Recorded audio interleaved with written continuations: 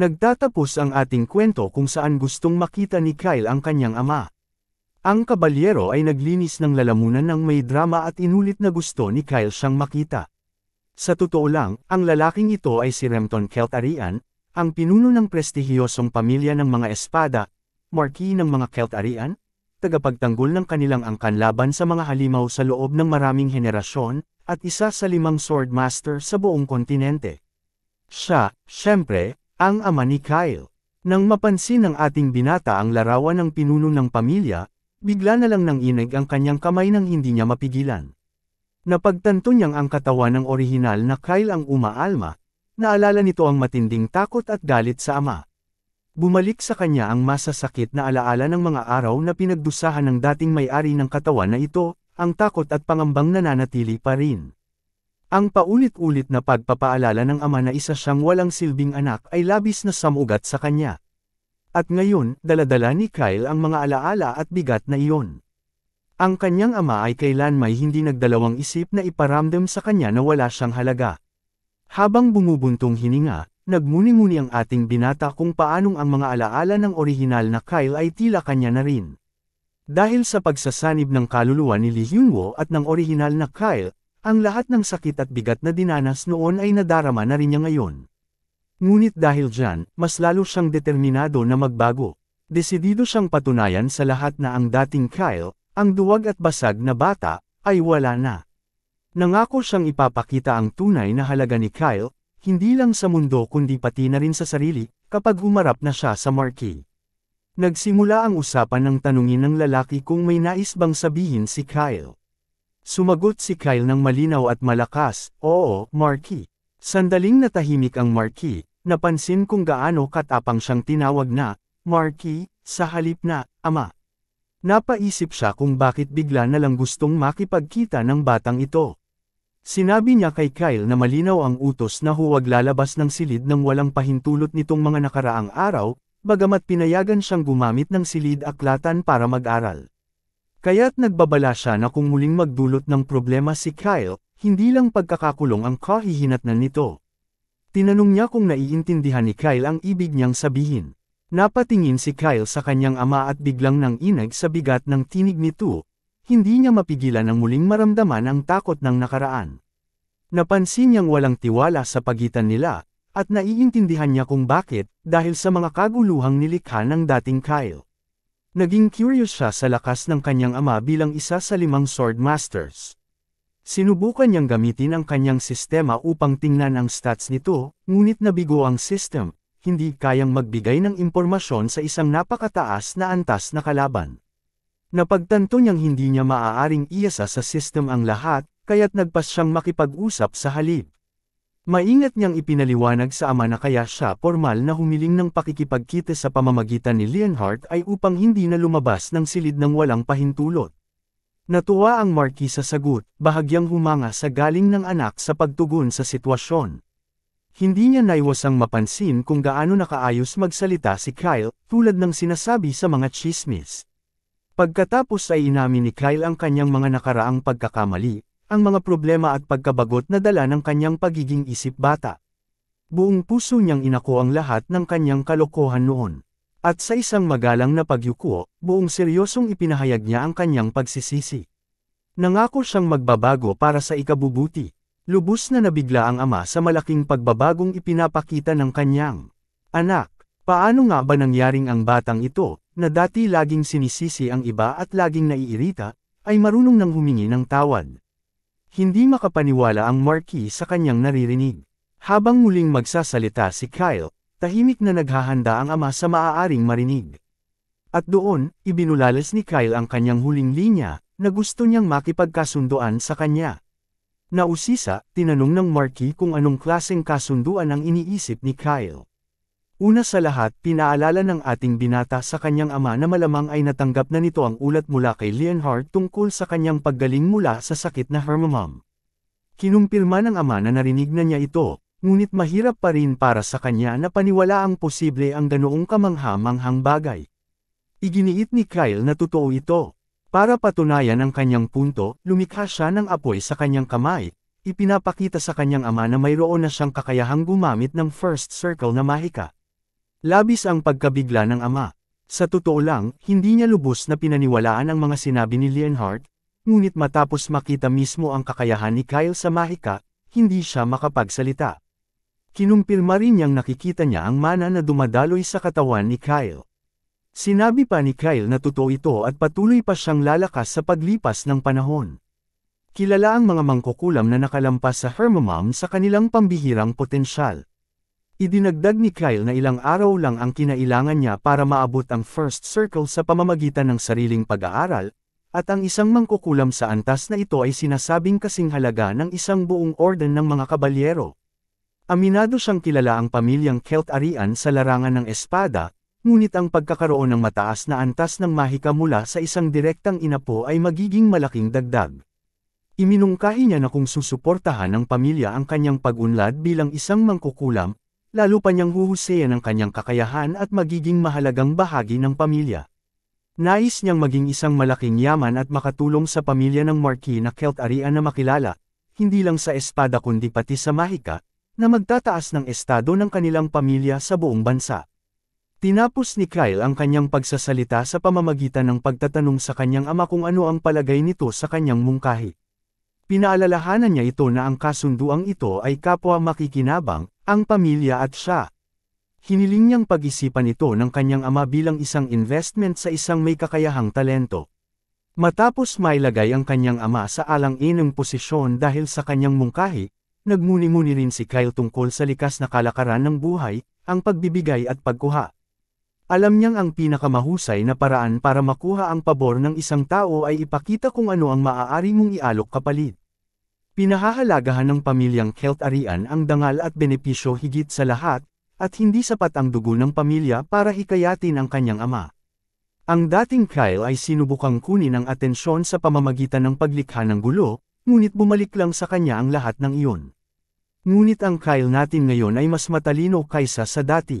Nauunawaan niyang ang pagsasabay ng interes ng bawat panig ay maaaring magdugtong sa kahit na pinakamalalalim na bangin sa relasyon. Samantala, hindi pa rin makapagsalita ang ama. Napapaisip siya kung ito ba talaga ang parehong Kyle na kilala niya noon, sapagkat tila napakalayo ng pagkakaiba. Muling hiniling ni Kyle sa kanyang ama na suportahan siya at tulungan siyang paunlarin ang kanyang talento. Siyempre, ang biglaang pagbabagong ito sa ugali ng kanyang anak ay lubos na gamulo sa isipan ng kanyang ama, at hindi na siya sigurado kung paano tutugon. Patuloy siyang napapaisip kung ito nga ba talaga ang batang kilala niya. Ang paraan ng pagsasalita ni Kyle na puno ng katwiran at ang husay sa pakikipag-usap ay hindi niya kailanman inasahan.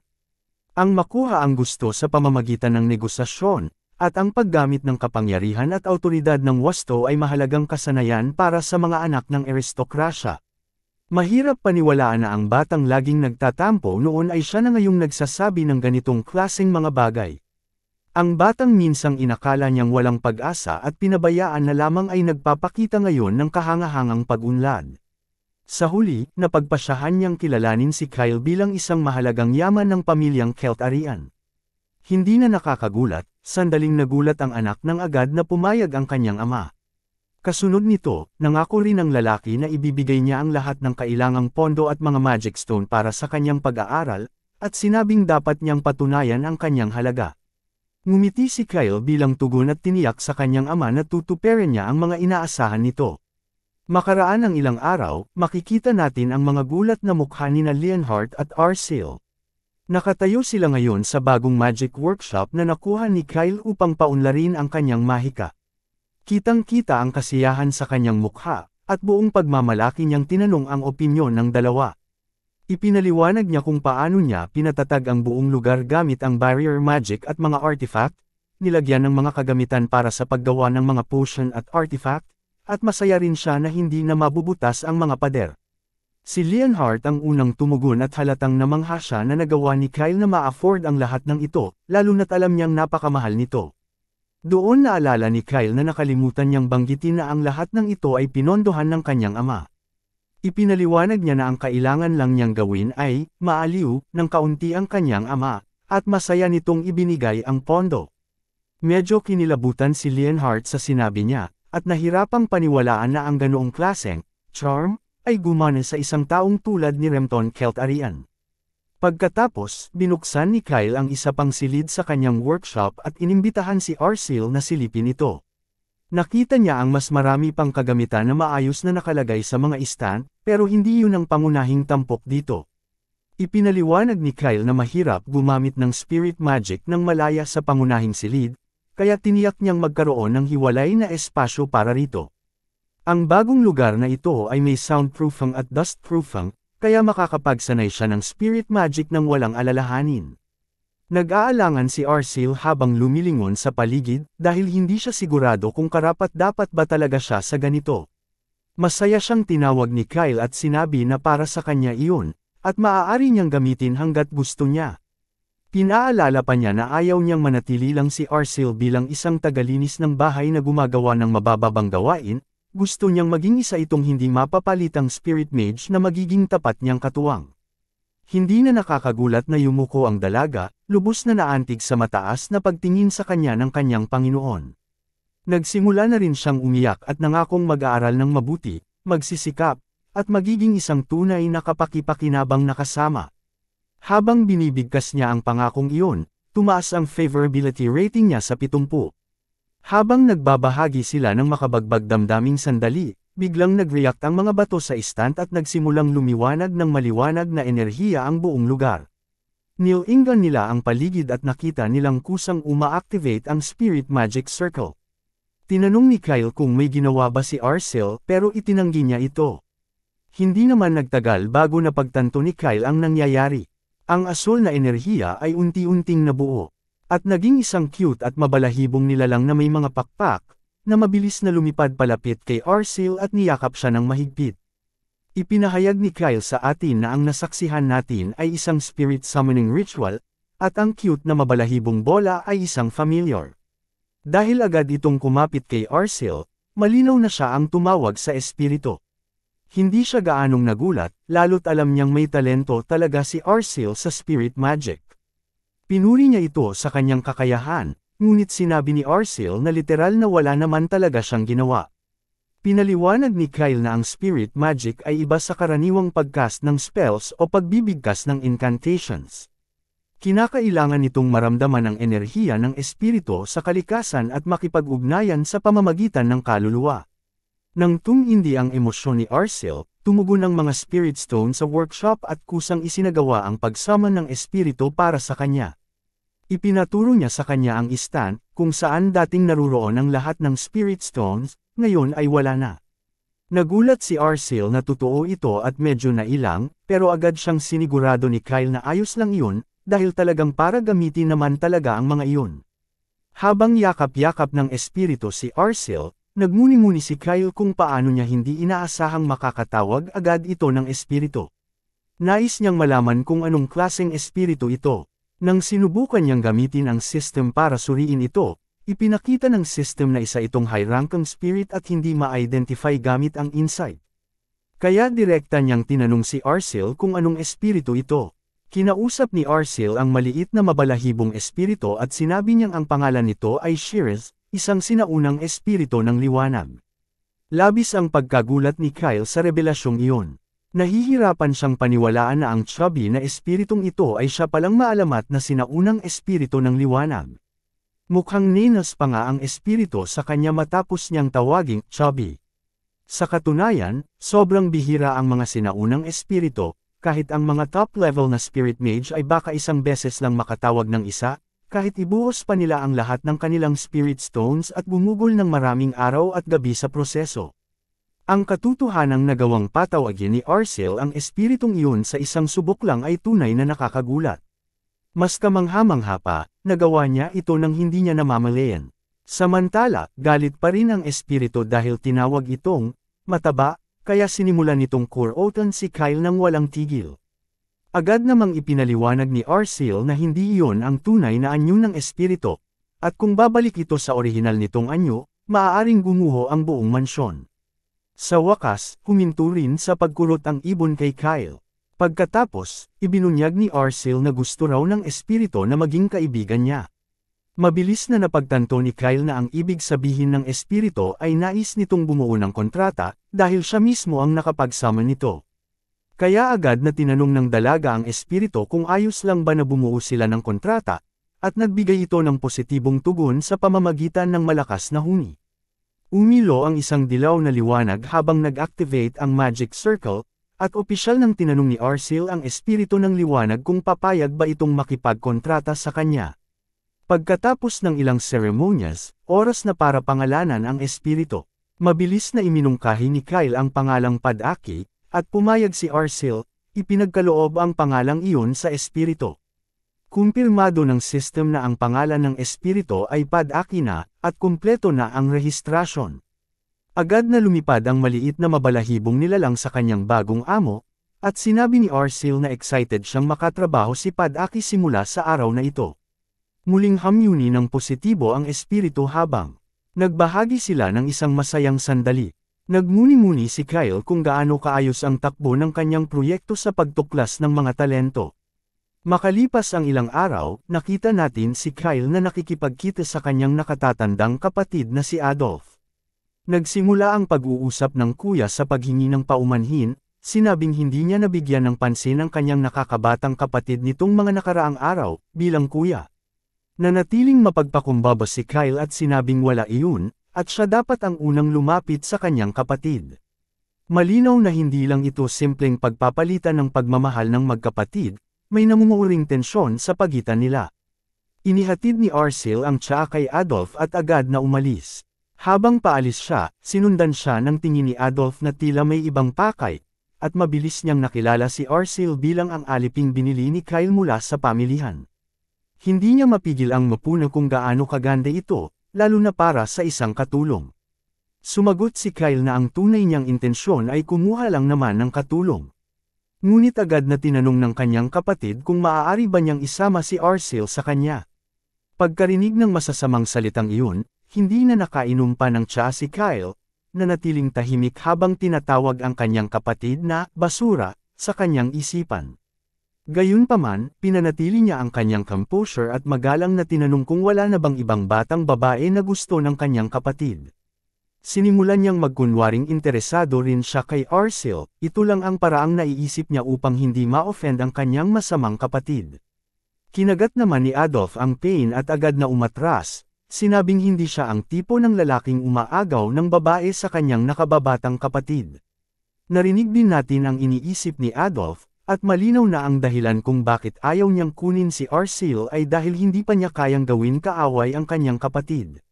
Bukod pa rito, narinig na rin niya ang mga bulong-bulungan na si Kyle ay hindi na ang dating pasaway na bata.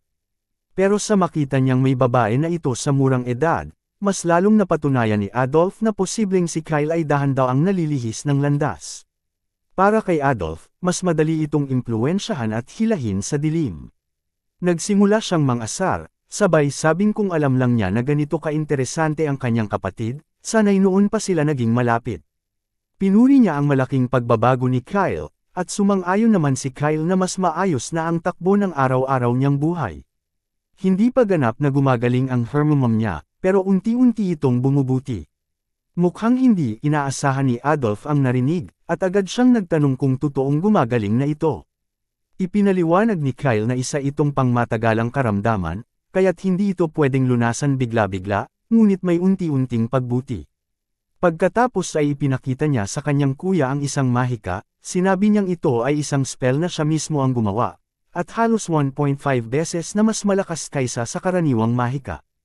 Tinanong niya si Adolf kung ano ang palagay nito. Well, tila humanga talaga si Adolf sa kakayahan ni Kyle na lumikha ng sarili niyang mga spell.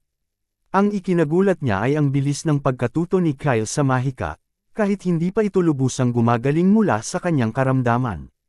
Nagsimula siyang mag-alala na maaaring maging hadlang si Kyle sa pagmamana ng tagapagmana ng pamilya.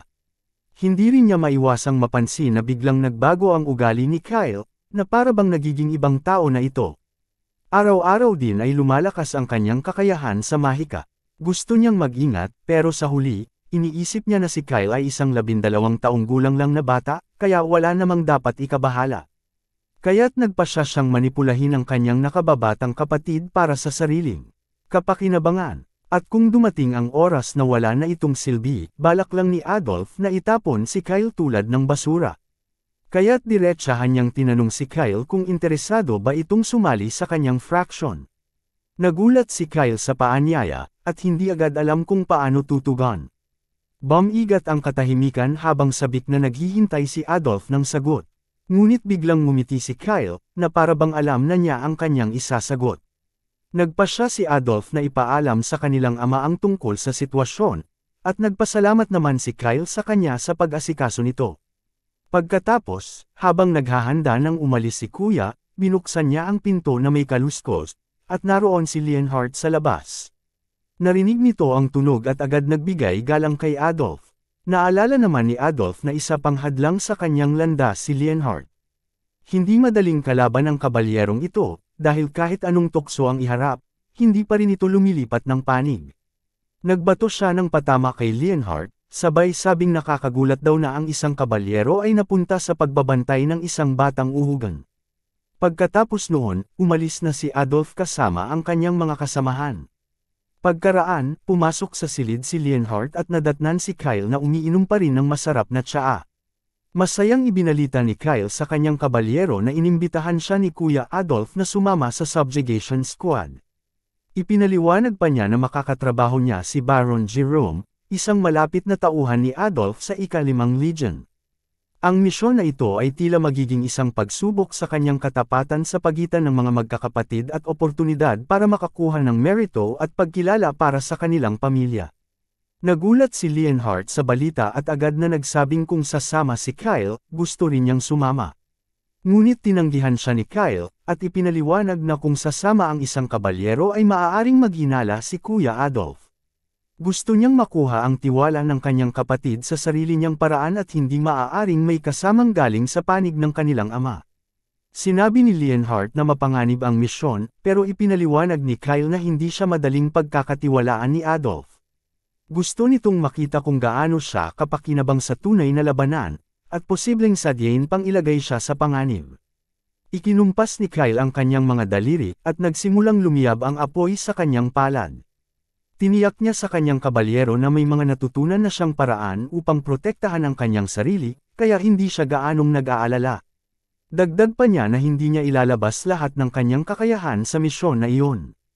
Pagkatapos ay tinanong niya si Leonhard kung narinig na ba nito ang tungkol sa over perfumes. Bago pa man natin makuha ang karagdagang detalye tungkol dito, lumipat na ang eksena sa luntiang kanayunan, kung saan may kampo na ng mga sundalo sa loob ng kagubatan.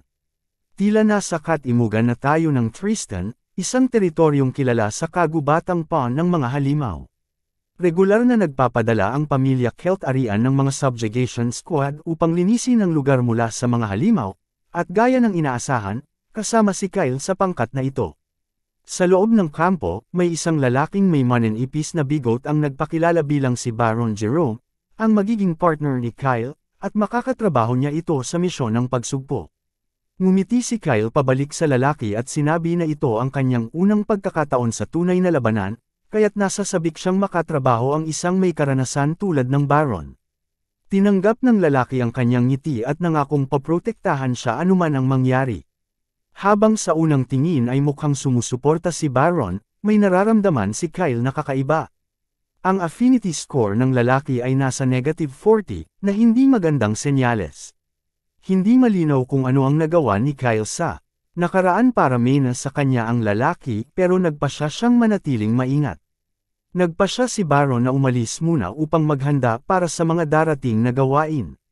Habang papalayo si Kyle, napaisip si Baron na isa lang namang circle mage si Kyle, bago pa lamang at walang gaanong karanasan. Plano niyang bantayan si Kyle, suriin ang kakayahan nito, at tiyaking ligtas ito. Sa isip niya, ano bang gulo ang maaaring gawin ng isang batang kakagaling lang sa pagkaka-bedridden? Maya-maya, makikita natin si Kyle na pinabagsak ang mga goblin gamit ang kanyang kapangyarihan sa mahika. Hindi maiwasang humanga ang mga sundalong nakatayo sa gilid habang pinapatumbo niya ang mga goblin sa kaliwat kanan. Patuloy ding tumataas ang affinity niya. Sa isang kumpas ng daliri, nasunog ang buong horde ng goblin. Palakpakan at sigawan ng papuri ang mga kabalyero sa paligid niya, at hindi maiwasan ni Kyle na magpakasaya sa sandaling iyon ng tagumpay. Pinuri siya ni Baron at tinawag na kahanga-hanga, sabay sabing ito na raw ang pinakamadaling subjugation battle na naranasan nila. Sa mismong sandaling iyon, tumaas bigla ang affinity ni Baron mula -40 hanggang +50.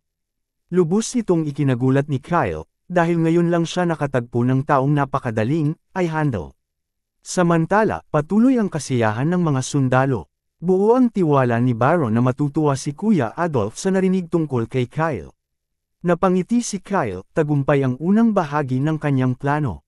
Panahon na para sa ikalawang bahagi. Pagsapit ng gabi, nagtipon-tipon ang lahat sa kampo para sa isang salusalong puno ng alak at kasiyahan, bilang pagdiriwang sa kanilang mabilis at walang stress na tagumpay. Pinapakalma ni Kyle ang mga papuri at sinabing wala namang dapat ipagdiwang, pero iginigiit ni Baron na dapat kilalanin ang kanyang kahangahangang galing sa mahika. Sumang-ayon ang ibang sundalo, at inamin na noong unay hindi nila inasahan ang kakayahan ng batang amo nila. Sabi nila, dahil bata pa ito at galing sa mansyon, inakala nilang mahihirapan ito sa labanan at sa kampang. Pero laking gulat nila nang hindi lamang lumaban si Kyle ng buong tapang, kundi tiniis pa ang hirap sa kampo. Tinanong siya kung paano niya kinaya iyon. Ipinaliwanag ni Kyle na iniisip niya na kung si Kuya Adolf ay nakayanin ang ganitong klaseng hirap sa panahon ng mga subjugation, nararapat lang na tularan niya ito, maging matapang at mature gaya ng kanyang kuya. Lubos ang pagkahanga ng lahat sa kanyang sagot, at ang ilan ay napaluha pa sa kanyang paghanga kay Adolf. Tila gumana ng perpekto ang plano ni Kyle. Nagkasundo ang mga sundalo na ibalita agad kay Kuya Adolf ang kamanghamanghang performance ni Kyle, at sabik silang ipaalam kung gaano ito humahanga sa kanyang kuya. Umakyat ang favorability score sa 60, habang ramdam ng lahat ang mainit na pagpapahalaga sa kanya. Pagsapit ng hating gabi at tulog na ang karamihan ng sundalo, nagpasya si Kyle na mag-ikot-ikot saglit bago matulog. Sinabihan siya ng bantay na huwag lalayo, at agad namang tumalima si Kyle. Sa totoo lang, natutuwa siya na ang mga mangmang na ito ay hindi nagdududa sa kanya, dahil iniisip lang siya bilang isang bata. Napansin din niyang karamihan sa mga kabalyero ay tulog na matapos ang gabi ng kasiyahan. May ilang bantay pa rin sa paligid, pero hindi sila mukhang banta. Sa sandaling iyon, inilabas niya ang isang bote ng pabango, isang ogre perfume na kayang magsaman ng mga ogre sa loob ng 10 kilometro. Ginamit niya ito noon sa laro para mag-farm ng experience, kaya kabisado niya ang epekto nito. Bumalik ang eksena sa pag-uusap nila ni Leonhardt, kung saan una niyang binanggit ang ogre perfume. Agad sinabi ng kabalyero na hindi pa niya ito naririnig. Sagot ni Kyle, kung ganoon ay siya na siguro ang kauna-unahang nakaimbento nito. Na nagpapatunay na wala pa sa mundong ito ang recipe ng pabango. Ipinaliwanag niya na ito ay isang pabango na nagsusuma ng mga ogre sa loob ng isang radius, at ang kalidad ng pabango ang batayan kung gaano kalawak ang aabutin nito. Sinabi ni Leonhardt na ang layunin ng subjugation squad ay ang Goblin Den, at ang ogre ay high-level monster. Malamang mahihirapan ang grupo laban sa mga iyon. Kinumpirma naman ni Kyle na iyon mismo ang layunin niya. Binigyang diin niya na may 12th high-level expert knight sa squad. Kaya kung goblin lang, kakayanin nila. Pero ang ogre, ibang usapan na yan. Dagdag pa niya, ang natitirang mga sundalo sa 5th Legion ay pawang mga walang kwentang tauhan. Kahit tinatawag silang Knight Squad, kulang sila sa individual na kakayahan, kahit patapat silang lahat kay Adolf. Ayon sa kanya, ang buong Legion ay binubuo ng mga kriminal sa lansangan, na na-brainwash ni Adolf gamit ang madilim na kapangyarihan. Dahil sa matinding brainwashing, naging panatiko ang mga ito, isang paraan para palawakin ni Adolf ang kanyang impluwensya at patunayan na kaya niyang kontrolin kahit ang pinakamawalang pag-asa. Ngayon, sila'y lubusang kontrolado, at kung mag-uuto si Adolf, sa panahon ng seremonya ng pamamana, malamang ay mangyayari ang isang trahedya. Ang mga kabalyero ni Adolf ay handang gawin ang lahat para sa kanya, pati na ang mga tambay sa lansangan ay kabilang sa kanyang nasasakupan, at ang mga na-brainwash na mataas na antas na kabalyero ay lalo pang nakakatakot. Upang mabawasan ang panganib na ang matinding katapatan ay bumaliktad laban sa kanya, plano ng ating bida na pahinain ang puwersa ng ikalimang leyon bago pa man maganap ang seremonya ng pamamana. Magsisimula siya sa 12 mataas na antas na ekspertong kabalyero, nais niyang mamatay silang lahat sa isang heroic na pakikipaglaban sa mga ogre. Ang tungkulin ni Kyle ay makaligtas sa nakamamatay na labanan at makabalik na dala ang tagumpay sa pagsugpo ng mga ogre, at sa ganitong paraan, maipapakita niya ang kanyang halaga at matitiyak ang kanyang posisyon. Habang kumakalat ang aroma ng ogre perfume sa kabukiran, unti-unting naaakit ang mga ogre dito, at di naglaon, sinalakay na nila ang kampo. Nagkagulo ang mga sundalo, walang makaintindi kung ano ang nangyayari. Isa sa mga mataas na ranggo ng kabalyero ang nagtangkang palakasin ang loob ng kanyang mga kasama, sinabing huwag matakot dahil isa lang daw itong simpleng ogre. Ngunit agad na gumuho ang kanilang kumpiyansa ng durugan ng dambuhalang kamay ng ogre ang parehong kabalyero, parang kamatis lang. Nang inag sa takot ang mga sundalo, at napaatras. Napagtanto nila na kung ang isang high-level knight ay nadurudge ng ganoon kadali, wala silang laban sa mga halimaw. Dito na pumasok si Kyle sa eksena, sumigaw siya at pinaalalahanan ang lahat na huwag matakot. Sinermonan niya ang mga ito, sinabing ang mga mararangal na Celtarian Knight ay hindi ganoon ang asal. Binigyang diin pa niya na kapag umatras sila ngayon, masasakop ng mga ogre ang kanilang teritoryo, kaya't kailangang pigilan nila ang mga ito, anuman ang mangyari. Dumating si Baron Jerome sakay ng kabayo, at laking ginhawa niya nang makita na ligtas pa rin si Kyle. Sinabi niyang tumakas na si Kyle at siya na ang bahala sa halimaw, dahil ang kaligtasan ni Kyle ang pinakaimportante. Pero mariing tinanggihan ito ni Kyle. Idineklara niyang hindi siya tatakbo. Ipinaliwanag niyang mananatili siya at lalaban sa tabi ng lahat hanggang sa huli, dahil hindi niya kayang humarap kay Kuya Adolf kung iiwan niya ang kanyang mga kasama. Tinanong niya si Baron kung may mali ba sa kanyang desisyon. Gulat at humanga si Baron sa tapang na ipinapakita ni Kyle. Doon nagcast ng spell si Kyle, na nagbigay ng dagdag na lakas kay Baron. Pagkaraan ng spell, naramdaman ni Baron na mas magaan at mas malakas siya. Ipinaliwanag ni Kyle na dahil isa pa lang siyang first circle mage, susuporta na lang siya mula sa likod ng laban. Sinabi niya kay Baron na siya na ang mamuno sa harap. Agad namang sumunod si Baron sa utos ng kanyang batang amo.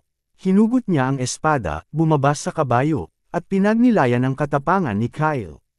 Inamin niya sa sarili na tunay ngang mahalaga si Kyle kay Kuya Adolf, at plano niyang iulat iyon. Sa matatag na posisyon, nagpakawala si Baron ng matinding lakas na ikinayanig ng lupa. Hinamon niya ang ogre at buong tapang na sumugod. Namangha ang mga sundalo habang pinapanood ang kanilang senior na walang takot na humaharap sa halimaw. Dahil dito, napagtanto nilang hindi sila maaaring magmukhang mahina. Lalo silang nangganyo na sumunod at ibuhos ang lahat ng kanilang lakas. Nagbigay ng huling hudyat si Kyle, hinikayat ang lahat na sumulong at labanan ang panganib ng buong tapang.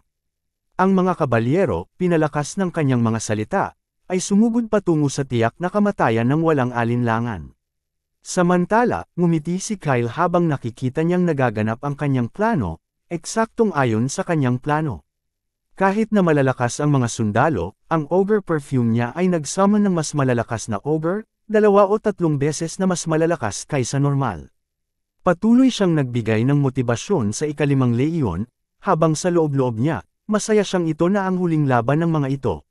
Nagulat ang mga sundalo, at walang awa silang pinatay ng dambuhalang ogre na may 2 ulo. Sa gitna ng karumal-dumal na eksena, sumugod pa rin si Baron, ang lalaking may bigot, bitbit ang kanyang espada, ang mga matay naglalagablab sa galit. Sumigaw siya ng, "Mamatay ka!" At buong puwersang humataw ng espada sa halimaw. Habang nakikipaglaban siya sa ogre, napatingin ang isa sa mga kabalyero sa paligid at napagtanto niyang karamihan sa kanilang high-ranking knights ay patay na, kaunti na lang ang natitirang buhay.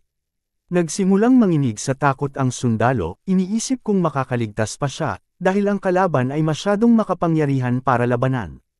Samantala, patuloy ang ngiti ni Kyle habang tinitingnan ito bilang tanging pagkakataon niya na bawasan ang bilang ng mga kabalyero ng kanyang kapatid. Sa simula, mayroong 12 mataas na ranggong kabalyero, pero ngayon ay 3 na lang ang natitira, kasama si Thin Mustache Baron. Pilit na nilalabanan ni Baron ang limitasyon niya at nag-aalalang hindi na nila makamit ang tagumpay. Naiisip niyang gamitin ang kanyang huling opsyon, ang kapangyarihan ng kadiliman. Bago pa niya ito palayain, naalala niya ang babala ni Brother Adolf.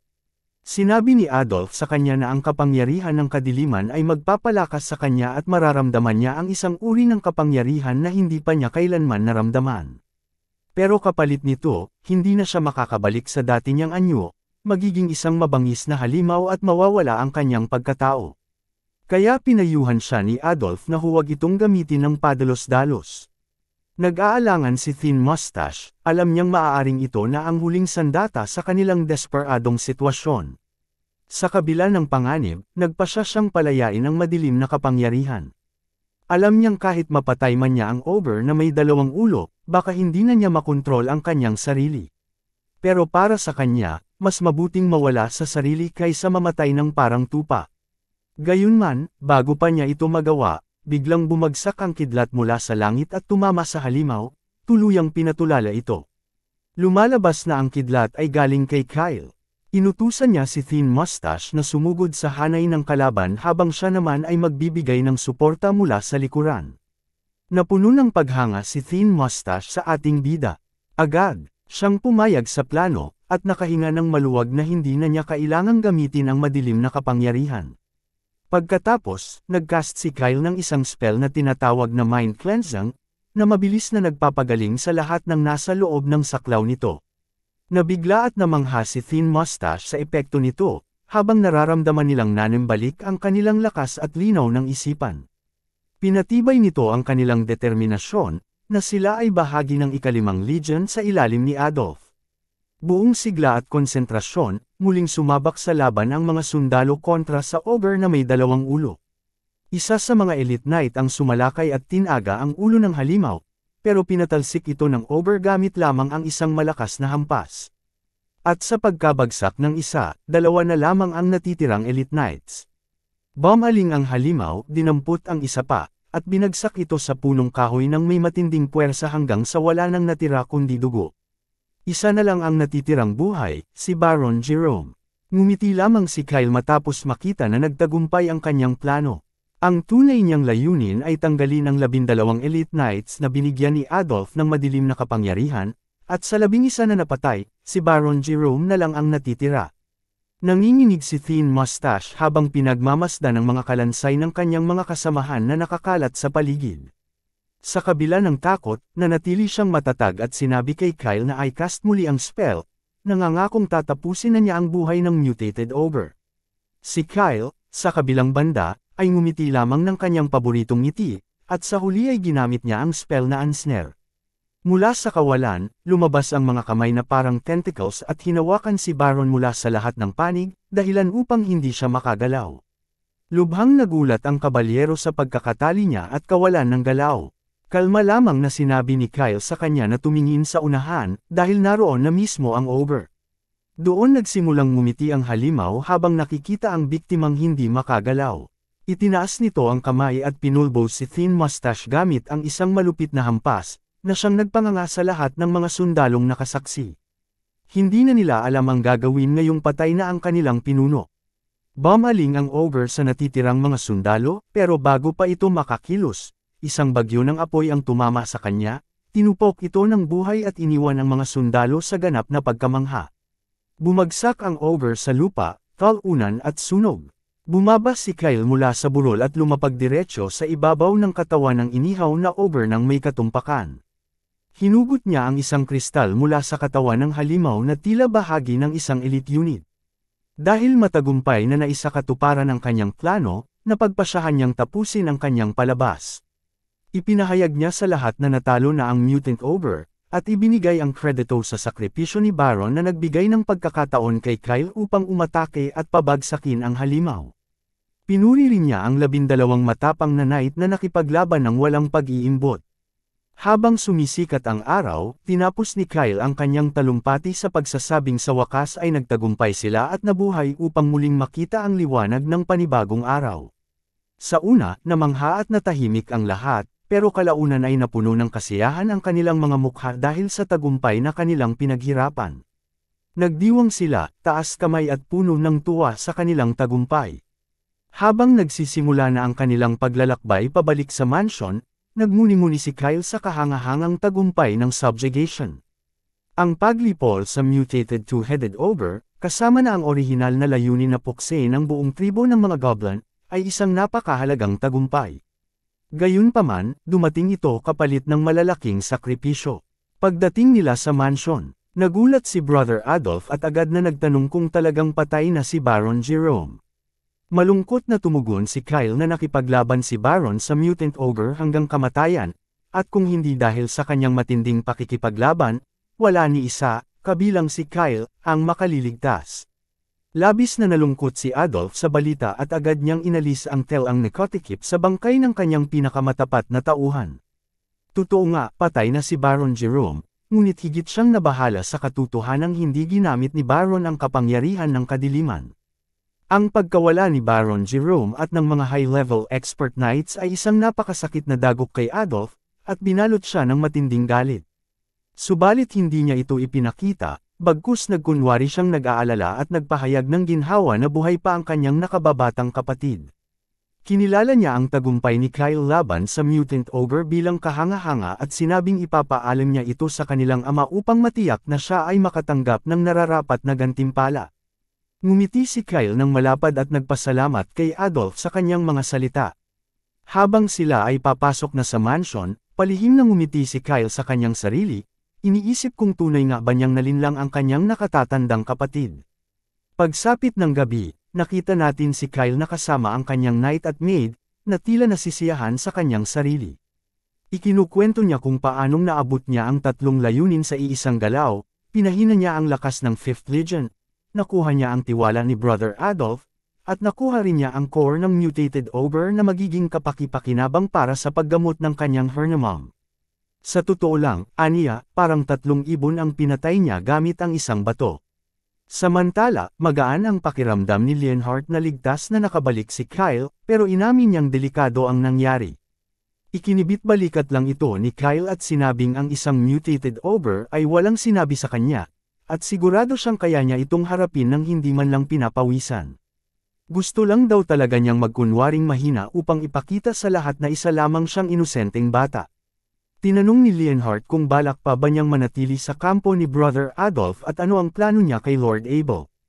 Ngumiti lang si Kyle at sinabing maghintay at manood na lang, tiwala siyang si Brother Abel mismo ang lalapit sa kanya. Makalipas ang ilang araw, nagtipon-tipon ang mga pangunahing miyembro ng pamilya Keltarian sa conference room upang pag-usapan ang resulta ng subjugation at ang tamang pamamahagi ng gantimpala. Habang nasa talakayan, binanggit ng Marquis na gusto niyang talakayin ang naging papel ni Kyle sa pagkatalo ng ogre at binuksan ang usapan para sa anumang pagtutol.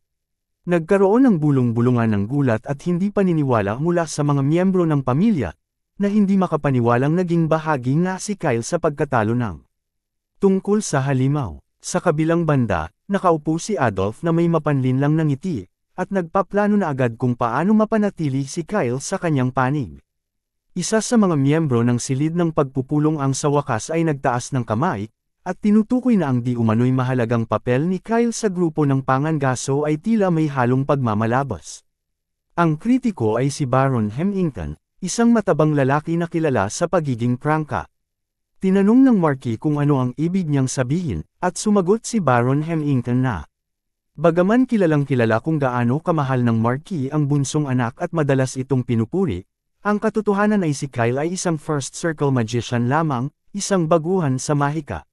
Dahil sa mga kaguluhang idinulot ni Kyle noon, iginiit ni Hemington na ang simpleng pakikilahok at pagbabalik na buhay sa operasyon ay hindi sapat upang masabing siya ang nakatapos sa halimaw. Mahirap paniwalaan na ang isang tao ay bigla na lamang magiging ganap na matured sa isang gabi at gaganap ng isang mahalagang papel. Ipinunto pa niya na si Kyle ay palaging pasaway na bata noon pa man. Tumanggo naman ang ibang miyembro ng pamilya, halatang nag-aalala sa kung anong kalokohan ang pinaplano na naman ni Kyle. Si Kyle naman ay bahagyang namangha sa katotohanang ang mga ito ay walang pakialam kahit sir-on siya habang naruroon siya. Mukhang ang orihinal na Kyle ay tunay ng may reputasyong pasaway, na hindi rin naman nakakagulat. Sa mga sandaling iyon, nagpa siya si Kyle na magsalita. Direkta niyang hinarap si Baron Hemington, at sinabi na naroon siya noong lumalaganap ang mga mutated ogres. At ang simpleng makaligtas at masaksihan ang pangyayaring iyon ay isa ng malaking tagumpay. Hinimok niya si Baron na pag-isipang muli ang kanyang opinyon, at binigyang diin na tanging ang mga nakaranas ng ganoong halimaw ng harapan lamang ang tunay na nakakaunawa ng tunay na takot. Hinamon pa niya ang mataba kung iniisip nito na ganoon lang kadaling harapin ang ganoong panganib. Natural, natarante si Baron Hemington sa matapang na tono ni Kyle at nabulol sa kanyang sagot. Magsalita rin si Lord Abel. Sinabi niya na kahit ang mga ordinaryong ogre ay mahirap ng labanan para sa mga high-level knights. Lalo na ang ogre na hinarap ni Kyle na may 2 ulo, doble ang lakas kumpara sa karaniwan. Ang katotohanang buhay pa si Kyle ay isang himala. Bahagyang nabigla si Kyle na ipinagtatanggol siya ng kanyang pinakamatandang kapatid, isang bihirang tagpo. Ngunit sinubukan ni Baron Hemington na igiit pa rin ang kanyang punto. Na ang pagkakaligtas ni Kyle ay dahil sa sakripisyo ng mga knights na nag-alay ng kanilang buhay para sa kanya. Binigyang diin niya na lahat ng 12 high-level expert knights ay namatay, kaya't malinaw na ang pagkakaligtas ni Kyle ay dahil sa swerte at sakripisyo ng iba, hindi sa sariling galing. Muling nagsalita si Lord Abel at binigyang linaw na ang huling ataking tumapos sa mutated ogre ay spell ni Kyle, batay sa salaysay ng mga nabuhay na knights.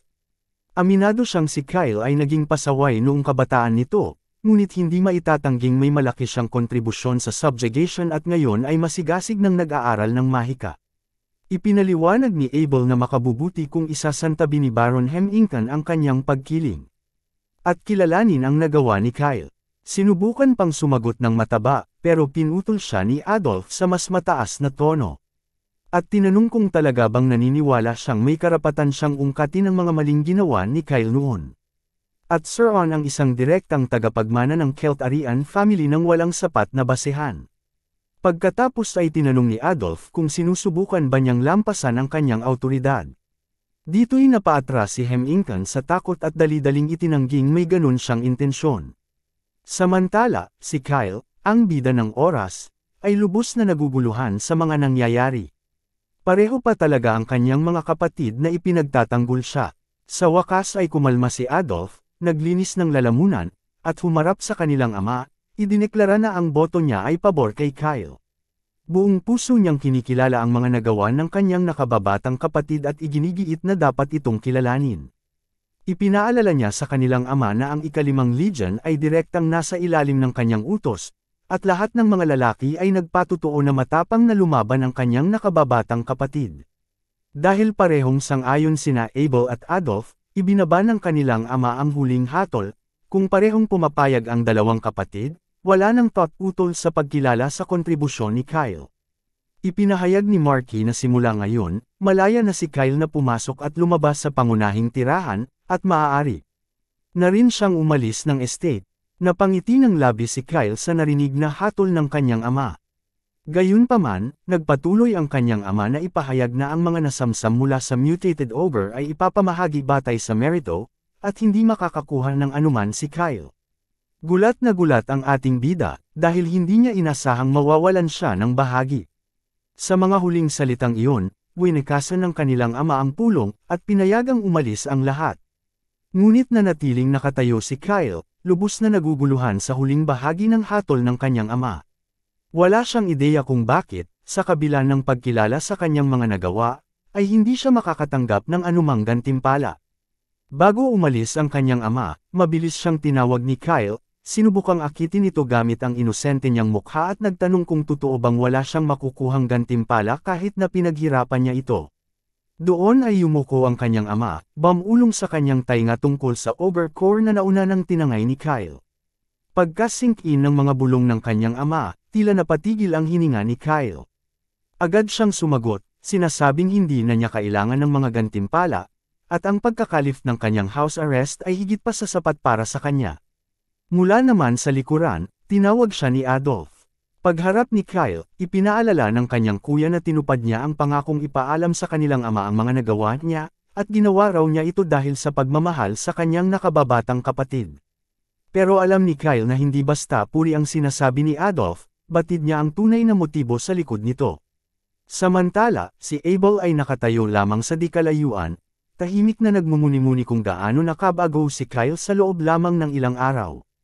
Tiyak na inaabangan niyang makausap ang kanyang nakababatang kapatid ng sila lamang. Tila nagkatotoo nga ang hula ng ating bida. Sa susunod na eksena, makikita natin sina Abel at Kyle na nagkukumustahan. Kaagad, nagbato ng nakakagulantang na balita si Abel, na wala talaga siyang seryosong kakayahan. Ito ang unang beses na nabanggit niya ito kanino man. Maging ang kanilang ama ay hindi alam ito. Nakikisabay lang si Kyle sa usapan, pero sa isip niya'y iniisip niyang, bakit bigla na lang naglalabas ng sekreto ang kuya ko? Handa na sanang makipag-usap si Kyle kay Abel, pero hindi niya inasahan na ganito ang magiging takbo ng usapan. Bago tayo magpatuloy, balikan natin ng kaunti. Pagkatapos ng pagpupulong, nilapitan ni Abel ang ating bida at personal na pinuri siya sa pinakita nitong kasipagan sa pagsugpo. Ipinunto niya na napatunayan na ni Kyle ang sarili sa totoong laban, kaya't buong tiwala niyang ibinigay ang titulo ng isang tunay na mage sa ating bida. Ngunit, mapagkumbaba itong itinanggi ni Kyle, sinasabing malayo pa siya sa titulong iyon. Isa pa lamang siyang first circle mage, at sinasabing tsamba lang ang tagumpay niya. Nang hawakan na ni Abel ang direksyon ng pag-uusap, agad niyang inanyayahan ang kanyang kapatid sa hapunan, sabik na marinig ang higit patungkol sa kanyang karanasan sa pagsugpo. Noon, ngumiti lamang si Kyle at pumayag. Pero ngayong kaharap na niya ang kanyang kuya sa hapagkainan, alam niyang ang tunay na dahilan ng paanyaya ay ang pagnanais ni Abel na kunin siya sa kanyang panig. Ang hindi maintindihan ni Kyle ay kung bakit bigla na lang naglalabas ng ganito kapribatong lihim ang kanyang kuya. Wala namang halatang masamang intensyon, pero hirap pa rin siyang unawain kung ano talaga ang gustong makamit ni Abel sa pagbubunyag ng isang bagay na ganoon kay personal. Ano man ang kaso, nasa mas malawak na larawan ang isip ng ating bida. Kung nais niyang makaligtas ng maayos sa nalalapit na kaganapan ng rebelyon ng Marquis ng Keltarian, kailangan munang lumakas si Abel habang unti-unting bumabagsak ang impluwensya ni Adolf. Tanging sa matatag na suporta mula sa Marquessate ng Keltarian magkakaroon si Kyle ng pagkakataong mabuhay sa larong ito ng pantasyang parang chess. Kaya alam niyang kailangan niyang maging maingat sa bawat salitang bibitawan niya. Dahil dito, humarap siya sa kanyang nakatatandang kapatid at tinanong kung bakit niya isiniwalat ang ganoon kabigat na lihim, na niyang kanilang ama ay hindi alam. Sumagot si Abel, tinatanong kung hindi ba interesado ang kanyang nakababatang kapatid na marinig muna ang buong kwento. Aminado si Kyle na nais talaga niyang marinig ang sasabihin ng kanyang kuya, pero matapos malaman ang ganoon kalaking lihim, hindi niya alam kung paano tutugan at kung ano talaga ang iniisip ni Abel tungkol sa kanya. Mabilis na napansin ng nakatatanda ang pag-aalala ni Kyle at diretsyong tinanong kung nag-aalala ba ito na baka may ibang motibo sa likod ng pagbubunyag ng ganoong kaalagang impormasyon. Napangiti si Kyle ng alanganin at bahagyang umayon sa sinabi ng kanyang kuya. Dagdag pa niya, talagang hindi siya mananalo laban sa kanyang kuya pagdating sa talino at diskarte, kaya nagpasya siyang maging prangka. Ipinahayag niyang bagamat kasalukuyan siyang kaalyado ni Adolf, hindi ibig sabihin nito na tunay niyang sinusuportahan ito. Gayunpaman, hindi rin ibig sabihin na balak niyang lumipat sa panig ni Abel. Lumipat ang eksena sa practice grounds ng mansion, kung saan makikita si Adolf na ibinubuhos ang inis sa mga training dummies. Halatang inis na inis siya. Isa sa mga maid ang nakatayo malapit, pinapanood siya na may halong pag-aalala at pangamba. Lalong lumabas ang pagkairita ni Adolf nang ipahayag niyang naiinis siya sa pagdalaw ni Abel sa tirahan ni Kyle. Kinumpirma ito ng maid at dagdag pa niya, may mga gwardyang nakapwesto sa labas kaya hindi niya narinig ang pinag-usapan ng dalawa. Sinabi ni Adolf na alam na niya kung bakit gustong makipagkita ni Abel kay Kyle at kung ano ang pinag-usapan nila. Maliwanag niyang sinabi na siya ang unang nagtangkang kunin ang tiwala ni Kyle at hindi niya hahayaang maagaw ito ni Abel. Dahil dito, iniutos niyang lasunin ang pagkain ni Kyle sakaling magpakita ito ng kahit anong senyales ng pagsama kay Abel, at idiniin na iyon nga mismo ang dahilan kung bakit nakatalaga ang maid sa lugar na iyon. Nataranta ang babae at halatang natakot sa mahigpit na utos, ngunit napilitan na lamang siyang sumang-ayon. Bumalik ang eksena kina Kyle at Abel. Tinanong ng nakatatanda kung bakit hindi interesado si Kyle na sumama sa kanyang panig.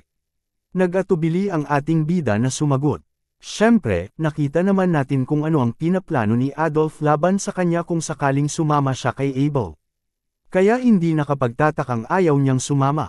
Pero wala siyang sinabi kay Abel tungkol dito. Sa halip, binigla niya ito sa pagsasabing mabait si Abel.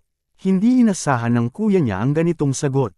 Habang patuloy si Kyle sa pagsasabing mabait ang kanyang panganay na kapatid, kapansin-pansing totoo ang kanyang mga salita, lalo na't ipinapakita ng kanyang system na ang affection level ni Abel sa kanya ay 0. Pero positibong senyales ito, lalo't karamihan sa mga tao ay may negatibong score ng pagmamalasakit sa kanya. Samantala, inamin ni Abel na natuwa siya sa mga papuri, pero may pagsisisi rin siyang nararamdaman. Aniya, pinabayaan niya ang kanyang nakababatang kapatid noon at ngayon lang siya lumalapit sa kanya dahil may kailangan siya. Agad naman siyang pinakalma ni Kyle at sinabing hindi ito dapat mag-guilty. Aminado siyang siya rin naman ay naging pasaway noong bata pa at hindi rin niya gusto ang dating sarili niya. Masaya siyang hindi siya basta isinantabi ng kanyang kuya kahit naging nukulat siya noon, at nagpapasalamat siya roon. Biglang natawa si Abel sa sinabi ng kapatid at napuno ng halakhak ang paligid. Biniro niya na kung alam lang niyang ganito katalino at mapanuri ang kapatid niya, sana noon pa sila nagkita at nag-usap ng masinsinan. Pagkatapos, naging seryoso ulit si Abel at sinabi kay Kyle na kahit anong ipinangako ni Adolf sa kanya, kaya rin niyang ibigay iyon, at higit pa. Tinanong niya kung may tsansa bang pag-isipang muli ni Kyle ang panig na sasalihan.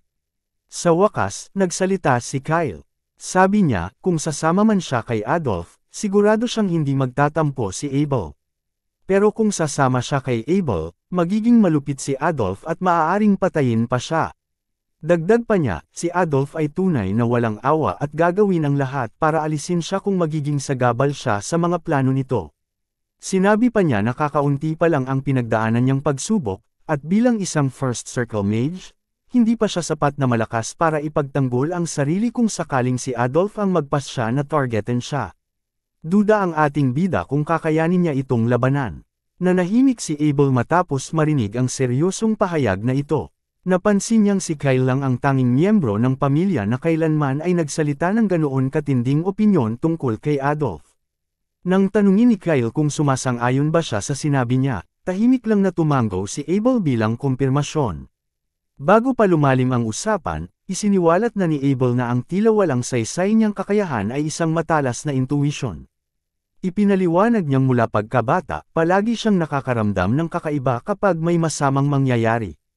Ang intuisyong ito ang palagi niyang ginagamit para makaiwas sa peligro. Ngunit ngayong papalapit na ang seremonya ng tagapagmana, lalo pang lumalakas ang mga masamang kutob na ito, lalo na tungkol kay Adolf, na tila nagpapakita ng delikado at madilim na aura. Aminado si Abel, gayunpaman, na wala siyang matibay na ebidensyang magpapatunay sa mga masamang balak ni Adolf, kaya hindi siya ganap na sigurado. Namangha ang ating bida sa revelasyong ito. Nagsimula siyang mag-isip kung si Abel ba ay talagang may kamalayan sa mga nangyayari sa paligid niya. Ang nakakagulat ay ang antas ng pagkaunawang ito ay dapat pangkaraniwang foresight lamang, pero tila nakakaramdam din si Abel ng madilim na enerhiya, at wala siyang ganitong kakayahan sa laro. Napaisip tuloy si Kyle kung ano ang nangyayari. Maaaring dahil siya ay pumasok sa mundong ito ng laro, tulad ng bagong kakayahang nakuha niya, nagbago na rin ang ibang mga NPC. Naalala niya si Urshel, na dapat ay isang minor character lamang, pero ngayon ay may likas na talento na sa spirit magic. Muli namang nagsalita si Abel. Kahit si Adolf ay kanyang nakababatang kapatid at pangalawa sa pila para sa Marcus Sate, naniniwala ang kanilang ama na hindi ito lalampas sa linya, kahit medyo grabe minsan ang kanyang mga aksyon. Sinabi ni Abel na nagiging maingat lang siya dahil sa masamang pakiramdam na bumabalot kay Adolf. Aminado siyang hindi sapat ang nararamdaman niya para kumbansihin ang iba, kaya nanahimik na lang siya tungkol dito. Itinuro ng ating bida na kung si Adolf ang magiging tagapagmana ng Marquis ng Selterian, tiyak na malulugmok sa kaguluhan ang buong lugar, at wala sa kanila ang magiging ligtas. Mukhang naintindihan ni Abel ang loika sa likod ng pahayag na iyon, kaya tinanong niya si Kyle kung may plano ba talaga siya. Dito na inilahad ng ating bida ang tunay niyang plano, magpapanggap siyang panig kay Adolf, pagmamasdan ng kilos nito, at magpapakita ng tapat na suporta upang ibaba nito ang kanyang bantay. Kapag nagkaroon siya ng pagkakataon, saka siya kikilos. Sinabi ni Abel na hindi ito kasing daling gawin tulad ng pagkakasabi. Ipinaliwanag ni Kyle na iyon mismo ang dahilan kung bakit kailangan niya ng tulong at tinanong niya ang kanyang nakatatandang kapatid kung handa ba itong suportahan siya. Sandaling nagulat si Abel, pero agad din siyang nakabawi at natawa. Sinabi niya kung paano ba niya matatanggihan ang kahilingan ng kanyang nakakatuwang nakababatang kapatid. Pumayag siyang suportahan si Kyle mula sa anino. Matapos itong mapagkasunduan, sinabi ng ating bida na mayroon siyang isang pabor na nais hilingin. Pero bago pa natin marinig ang pabor na iyon, lumipat na ang eksena para ipakita ang kabuuan ng mansion. Ilang araw na ang lumipas mula nang mangyari ang pag-uusap nila ng kanyang kuya. Sa loob ng kwarto ni Kyle, makikita ang isang tambak ng platinum coins. Napasinghap si Leonhart sa gulat, sabay sabing ang isa lang sa mga coin na iyon ay katumbas na ng ilang ulit ng kanyang buwanang sahod. Tinanong niya si Kyle kung paano siya nagkaroon ng ganoong karaming pera. Pilyong sumagot ang ating bida, ninakaw ko sa kuya ko. Nagulat ang kabalyero at tinanong kung ninakaw niya ito kay Abel. Tumango si Kyle ng positibo, at biglang bumalik ang eksena sa nakaraan. Doon makikita natin si Kyle na humihingi ng malaking halaga ng pera sa kanyang kuya. Si Abel, nang walang pag-aatubili, ay agad na nagtanong kung magkano ang kailangan niya at nangakong ihahanda agad ang pera. Sinabi niyang ito'y isang munting regalo lamang para sa kanyang nakababatang kapatid, kaya hindi na kailangang bayaran pa ito. Sa kasalukuyan, masayang ibinunyag ng ating bida na wala siyang ideya na ganoon pala ka-generous ang kanyang kuya. Habang nangyayari ito, napansin din ni Leonhart ang isang makinang na bola sa tumpok ng mga barya at may pagtatakang tinanong ang kanyang amo tungkol dito. Ipinaliwanag ni Kyle na isa itong personal communication orb na ibinigay ng kanyang kuya upang makapag-ugnayan sila. Hindi makapaniwala ang kabalyero at itinuro na ang mga orb na ito ay sobrang mahal. Maaari kang makabili ng isang mansyon na may hardin sa parehong halaga. Kinilala ni Kyle ang mataas na halaga ng mga item na ito ngunit itinama niya ang kanyang kabalyero na ang orb ay isang pinasimpleng bersyon, dahil para lamang ito sa direktang komunikasyon sa kanya. Tiningnan ng kabalyero si Kyle, nakita ang kasiyahan sa kanyang mukha, at naisip na maganda ang kinalabasan ng pag-uusap nila ni Lord Abel. Kinumpirma ito ni Kyle at sinabing mabait talaga ang kanyang nakatatandang kapatid.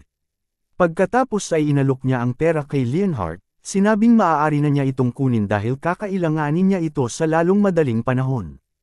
Tinanong ni Leonhart kung para saan gagamitin ni Kyle ang ganito karaming pera, dahil katatapos lang nilang i-renovate ang workshop at kamakailan lang silang bumili ng magic at spirit stones, kaya't hindi naman dapat kailanganin pa ng dagdag na pera. Sinabi ni Kyle na balak niyang palaguin ang perang ito ang kanyang investment capital. Sa susunod na eksena, makikita ang isang makulay na panel kung saan si Ursil ay gumagawa ng spirit magic. Habang binibigkas niya ang kanyang spell, nagsimulang magliwanag si Padaki na parang araw sa langit. Namangha si Ursil sa hindi inaasahang resulta. Ang orihinal niyang layunin ay magliwanag lamang ang kanyang staff, pero sa halip, si Padaki ang tumugon sa kanyang spell. Habang si Padaki ay yamakap sa ulo ni Kyle, sumigaw ang dalaga at sinabing tigilan nito ang pag-akyat sa ulo ng lalaki. Pero tiniyak ni Kyle na ayos lang iyon at biniro pa na parang may headlamp lang siya. Si Leonhart, na sadyang simple lang mag-isip, ay napailing na lang sa frustration at agad na nagtanong kung ano ba talaga ang ginagawa nila sa dungeon. Well, maganda rin naman ang tanong, at gusto rin nating malaman kung ano talaga ang ginagawa nila roon. Ngunit nanatiling malabo si Kyle sa sagot, sinabi lang niya na nasa dungeon sila dahil dungeon ito. Lalong naiinis si Leonhart at humiling ng mas malinaw na sagot. Pinaalala niya kay Kyle na umalis sila ng mansion na may layuning bumisita sa karatig na teritoryo ng Empalem, kaya gusto niyang malaman kung bakit sila nasa loob ng dungeon ngayon. Nagpatuloy sa pagiging mailap si Kyle sa mga sagot, at ipinaliwanag na may dungeon sa daan papuntang Empalem, kaya dahil nadaanan nila ito, naisipan nilang silipin saglit. Muling nina si Leonhart sa malabong sagot ng kanyang amo. Nagdesisyon na lang siyang itigil ang pagtatanong at diretsyong sinabi na dapat na silang umalis sa dungeon, dahil hindi ito ligtas na lugar para tambayin. Ngunit tumutol si Kyle, sinabing nagsisimula pa lamang ang kanilang paggalugad sa dungeon. Matigas na ipinaalala ni Leonhart na delikado ito. Ipinunto niyang habang palalim sila sa kuweba, unti-unting nababawasan ang mga halimaw sa paligid. Malamang, ito ay indikasyon na may boss monster sa loob pa. Ipinaliwanag niyang karaniwan ay iniiwasan ng mga low at mid-level monsters ang teritoryo ng mga boss. Sinabi ni Leonhardt na kaya pa naman niyang hawakan ang mga sitwasyon hanggang ngayon, pero hindi niya sigurado kung ano ang kakaharapin pa nila kung magpapatuloy sila. Iginigiit niyang mas mabuting umatras sila habang may pagkakataon pa. Doon malinaw na sinabi ni Kyle na hindi sila atras, dahil ang boss monster mismo ang kanilang pakay. Gulat na gulat si Leonhardt sa revelasyong ito ng kanyang amo at tinanong kung ang pag-alis nila ng bahay na kunwari papunta sa Empalem ay isa lang palang dahilan o pantikip. Sumagot si Kyle na hindi naman ito lubusang mali, dahil mayroon naman talaga silang pakay sa Empalem. Gayunpaman, ipinaliwanag niya na alam niyang may dungeon sa daraanan. Kung sinabi niya agad sa simula na mag-e-explore sila ng dungeon, hindi sila papayagang umalis ng bahay ng mag-isa. Sigurado siyang doble ang bilang ng mga bantay na sasama sa kanila. Pati na ang mga especially iyan ng kanyang pangalawang kapatid at mga gwardya ng kanyang nakatatandang kapatid ay tiyak na sasama rin. At hindi yun magandang senaryo. Hindi magiging posible na mag-explore ng dungeon na may ganoong karaming tao. At kung sakaling magkaroon ng labanan, lahat sila ay madadami. Bukod pa rito, may issue rin kay Ursil. Dahil si Ursil ay nagsasanay ng spirit magic, nais ni Kyle na panatilihin itong lihim. Tanging ang kanyang ama lamang ang kanyang sinabihan, at ayaw pa niyang malaman ito ng kanyang mga kapatid. Kaya ang pagpapakita kay Padaki sa harap ng ibang tao ay magiging problema. Pagkatapos ay hinarap niya ang pinakamatinding isyu, ang paghahati sa mga gantimpala. Kung mas maraming tao ang isasama, mas malaking problema ito. Ngunit itinuro ni Leonhardt na 3 lang sila, kaya't napakapanganib ng ginagawa nila. Aminado siyang isa siyang upper-ranked expert knight, ngunit si Ursil ay nagsisimula pa lang sa spirit magic. Habang nagpapatuloy sa pagtutol ang kabalyero, bigla namang nagsalita si Kyle na may apoy sa tinig, dahilan upang matigilan at matahimik si Leonhardt. Pinaalalahanan niya ito na kahit nagpakita siya ng kahinaan sa mansion, hindi ito nangangahulugang dapat itong tanggapin bilang totoo. Ang lakas ng kanyang magic na tinalo si Hermamo ay ibang-iba sa karaniwang magic, at si Leonhardt mismo ang saksi rito. Sa isip na iyon, tinanong ni Kyle kung may pag-aalinlangan pa ba siya. Binigyang diin niya na kumpleto na ang kanilang team, si Leonhardt bilang tank, si Ursil bilang healer, at siya bilang DPS. Dahil kumpleto na ang lahat ng kailangan nila, wala siyang nakikitang dahilan kung bakit hindi sila dapat magpatuloy sa dungeon. Sa huling pagkakataon, sinabi niya sa kanyang kabalyero na tigilan na ang pagmamaliit sa kanyang amo at ipakita ang tiwala. Pagkatapos ay hinamon niya si Leonhardt, tinanong kung may alinlangan pa ba siya kung kanino siya dapat maging tapat, sa kanyang ama o kay Kyle. Bago pa makasagot si Leonhardt, nilinaw ni Kyle na hindi niya kailangan ng kabalyerong may 2 pinagsisilbihan. Gusto niya ng kabalyerong tapat lamang sa kanya. Napaisip si Leonhardt at hindi kaagad nakasagot. Pero nauunawaan ng ating bida ang pag-aalinlangan. Alam niyang naroon si Leonhardt ayon sa utos ng Marquis para bantayan ang kanyang anak. Kahit gaano pa siya katapat kay Kyle, ang tunay niyang pinagsisilbihan ay ang Marquis.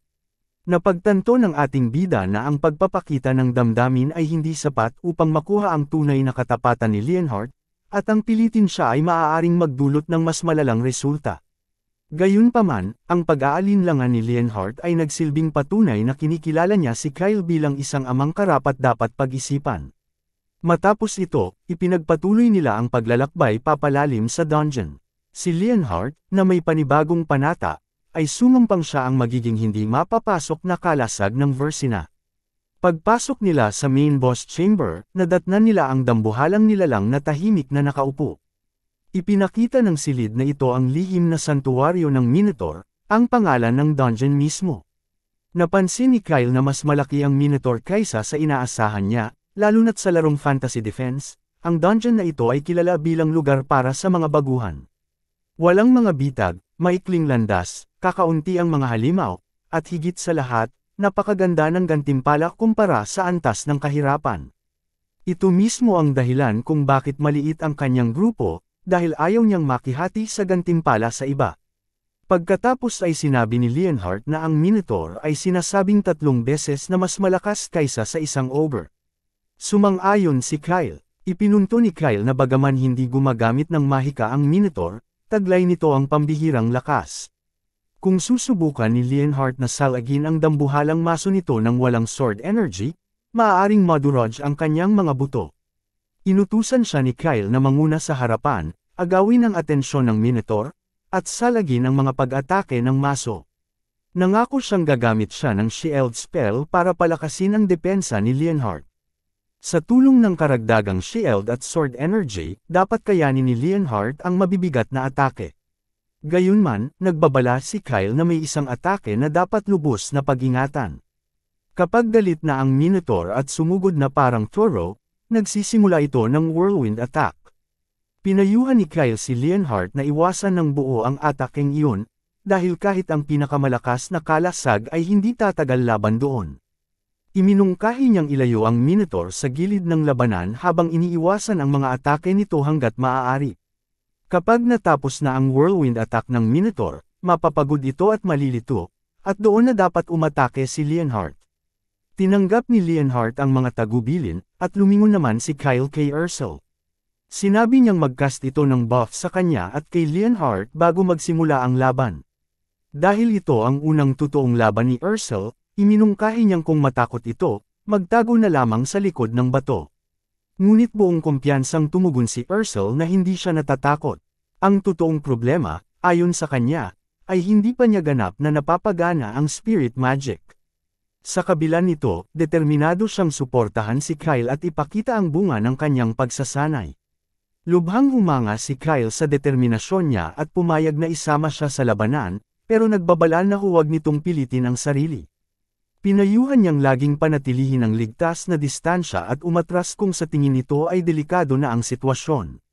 Ipinaliwanag pa niya na bilang healer at buffer ng grupo, ang pinakamahalagang papel ni Ursul ay hindi ang protektahan siya, kundi ang panatilihin ang sarili niyang kaligtasan. Pinaalalahanan niya ito na hanggat ligtas si Ursul, marami silang pagkakataong magtagumpay. Sa madaling salita, nasa mga kamay niya ang buhay ni Kyle at ni Leonhardt. Lubos na naantig si Ursul sa pagtitiwala ni Kyle sa kanya, dahilan upang siya ay mamula habang nangakong tutuperin ang kanyang tungkulin. Samantala, si Leonhardt ay tahimik lamang na nakatayo, at hindi maiwasang mapansin kung gaano karaming alam si Kyle, mula sa lokasyon ng tagong dungeon, sa kahalagahan ng isang healer, hanggang sa mga partikular na estratehiya para talunin ang Minotaur. Ang mga bagay na ito ay karaniwang natutunan lamang sa pamamagitan ng tunay na karanasan. Hindi napigilan ni Leonhardt ang sarili at diretsahang tinanong si Kyle kung paano siya naging ganoon kaalam sa dungeon raids, gayong unang beses pa lang niyang pumasok sa isa. Hindi inaasahan ni Kyle ang tanong ng kanyang kabalyero at nahirapang makaisip ng makatuwirang sagot. Sa isip niya, minumura niya ang sarili sa pag-asta na parang alam niya ang lahat. Nakalimutang isa lang siyang 13 taong gulang na bata. Napagtanto niyang kahit pa sabihin mong isa siyang henyo sa mahika, tila hindi normal para sa isang bata na kasing edad niya na magkaroon ng ganoong kalawak na kaalaman tungkol sa dungeon raids. Sa huli, nakaisip siya ng palusot, sinabing natutunan niya ang ilang simpleng tips noong goblin hunt habang nakaharap ang ogre. Pero nahirapang maniwala si Leonhardt sa paliwanag, tinatanong kung paano natutunan ni Kyle ang mga katangian at pattern ng atake ng Minotaur mula sa mga kabalyerong hirap nga sa ogre. Mukhang hindi umuusad ang ating bida sa kanyang hilaw na sagot. Hindi niya alam kung bakit ang dami ng tanong ng kanyang kabalyero, at natatakot siyang baka madiskubre na siya ay hindi ang tunay na Kyle. Iniisip niya ang isang bangungot na senaryo kung saan tumayo si Leonhardt sa harap ng lahat at idineklara na hindi ito si Kyle kundi isang impostor. Nagkakagulo ang lahat, at halos marinig na niya ang sigawan ng mga tao habang pinupukpok siya ng kung ano-anong gamit. Pagkatapos, naiisip niyang nakatali siya sa harap ng kanyang mga kuya, na kumbinsidong ang batang ito ay sinapian ng demonyo. Simulat sa poll, pinaghihinalaan na siya nila, lalo na dahil sa laki ng kanyang pinagbago sa loob lamang ng ilang araw, ang ideya ng masunog ng buhay ay nagpapakilabot sa kanya. Kaya, dali-dali niyang sinabi na nabasa lang niya ito sa isang libro. Ang kabalyero ay tila hindi pa rin kumbinsido at sinusubukang buuin ang mga piraso ng impormasyon, pero sinubukan siyang kumbansihin ni Kyle na totoo ang kanyang sinasabi, binanggit niyang madalas siyang nasa aklatan. At oo nga pala, maaaring palihim din siyang nagbasa ng ilang strategy books. Lubos na nalito ang kabalyero, pero unti-unti itong nag-iba ng ekspresyon. Nagsimula siyang humanga muli sa kanyang amo, sinasabing may saysay na ngayon ang lahat. Ipinunto niya kung paano madalas mag-aral si Kyle kamakailan, parang isang taong may misyon. Humanga siya sa katotohanang hindi lang natutong mag-magic ang kanyang amo, kundi pati na rin ang taktika sa pakikipaglaban sa mga halimaw. Punong-puno ng pagmamalaki si Leonhardt habang pinapanood ang paglago ng kanyang amo. Halos hindi na siya makapaghintay na iulat ito sa marquee, siguradong matutuwa ito sa progreso ng bunsong anak. Habang nag-uusap sila, napansin ni Kyle na tumataas ang affinity niya kay Leonhardt. Anuman ang mangyari, ito ay maliit pero mahalagang tagumpay para sa kanya. Sa huli, muntik na siyang mapahamak at milagro lang na nakalusot siya. Pagkatapos nito, makikita natin si Ursil sa aksyon. Nagcast siya ng healing spell, at agad-agad na rumaga sa ang maliliit na espiritu kay Kyle upang simulan ang kanilang trabaho. Pinapataas ng kanyang magic ang kalusugan at depensa ni Kyle ng 30%, pinapalakas ang kanyang mana at sword energy, at pinapanumbalik ang nawawalang health habang nagbibigay ng patuloy na paghilom sa paglipas ng oras. Hindi napigilan ni Kyle na purihin si Ursil sa laki ng in-improve ng kanyang spirit magic. Malinaw na mas mahusay na siya ngayon kumpara noong una niya itong natutunan. Sa puntong ito, handa na ang trio para harapin ang Minotaur. Habang natutulog pa ang halimaw, sumugod na si Leonhardt. Ngunit nagising ito at agad na iwinasiwas ang dambuhalang sandata, kasabay ng pag-atake ni Leonhardt. Pagkatapos ng maikling sagupaan, umatras ang kabalyero sa ligtas na distansya at napansin kung gaano kabigat at kasolid ang pakiramdam ng kanyang katawan, salamat sa shield ni Kyle at buffs ni Ursil. Ang Minotaur, ngayon lubos ng gising at galit na galit, ay nagpakawala ng isang matinding ungol. Nang uusi sa ito kung sino ang mga nanggugulo at bakit nila siya ginaisang mula sa kanyang pagkakatulog. Sa isang malupit na tinig, nagbanta ito na dudurugin ang lahat kung naroon sila para nakawin ang kanyang mga kayamanan. Ngunit agad na naputol ang yabang ng Minotaur sa crystal attack ni Kyle. Bagamat tila kiniliti lang nito ang halimaw, kaya mas lalo pa itong nenas. Nakangiting nakatayo si Kyle, ipinapahiwatig sa Minotaur na doon pa lang talaga nagsisimula ang laban. Pagkatapos, nagpakawala siya ng Ice Lance. Ngunit nasalag ito ng Minotaur gamit ang dambuhalang sandata habang naglalabas ng inis na ungol. Nakita ni Leonhardt ang pagkakataon at tumama ng isang solidong hiwa malapit sa leeg ng Minotaur, dahilan upang damaloy ang dugo na parang gripo. Labis ang tuwa ni Kyle habang pinapanood ang kanyang kabalyero sa aksyon, at hindi niya maiwasang humanga kung gaano kastig ang itsura nito. Biro pa ni Kyle sa Minotaur, hindi nito alam kung gaano kagaling si Leonhardt. Mas lalo pang nenas ang Minotaur sa narinig, kaya itinaas ang sandata para durugan si Leonhardt. Ngunit ginamit ni Kyle ang Stone Shield sa tamang oras upang salagin ang atake. Ang kawawang kabalyero, sa kabilang banda, ay nanginginig sa bigat ng sandata ng Minotaur, iniisip na ilang pulgada na lang at dudurugin na sana ang kanyang mga buto. Lubos ang pasasalamat niya kay Kyle na ginamit ang shield spell sa perpektong sandali. Kung hindi, siguradong durog ang kanyang mga braso. Ang higit na nagpapamangha sa kanya ay ang abilidad ni Kyle na hulaan ang bawat galaw at mag-cast ng spell sa eksaktong tamang sandali, habang mahusay na pinangungunahan ang labanan. Top-notch ang instinct ni Kyle sa battlefield at spell casting.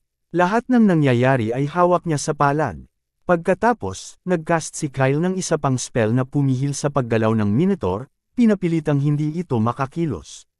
Sinundan niya ito ng sunod-sunod na light bullets na tumama sa dambuhalang katawan ng halimaw. Ang Minotaur ay umuungal sa sakit mula sa mainit at sumisingaw na mga atake, habang si Kyle ay nakatayo lang doon na parang isang tunay na Giga Chad. Sina Ursil at Leonhardt ay parehong nabigla sa kamangha-manghang pagpapakita ng galing niya. Maging ang Minotaur ay hindi mapigil ang tumango sa husay ni Kyle. Lubos siyang humanga na isang ordinaryong tao lang ang nakapagdala sa kanya sa ganitong punto.